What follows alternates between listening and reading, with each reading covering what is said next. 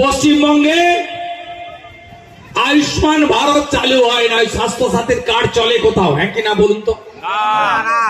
ভেলোরে নিয়ে গেলে ছুড়ে ফেলে দেয় না? মুম্বাই টাটা সেন্টারে ছুড়ে ফেলে দেয় না? মণিপালে ছুড়ে ফেলে দেয় না? হায়দ্রাবাদের এটি ছুড়ে ফেলে দেয় না? আয়ুষ্মান ভারত পেতে গেলে বিজেপিকে আনতে হবে। প্রধানমন্ত্রী ফসল বীমা পেতে গেলে বিজেপিকে আনতে হবে।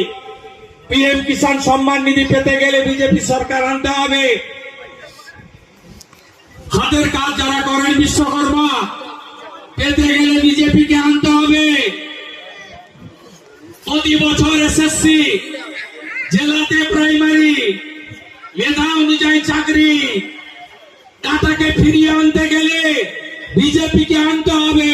গুন্ডারাজ, জঙ্গল রাজ খতম করতে গেলে দেবী দুর্গা, মা কালী, সরস্বতী পুজো, হিন্দুদের অনুষ্ঠানকে স্বাধীনতা নিয়ে ধর্ম পালন করতে গেলে বিজেপিকে আনতে হবে।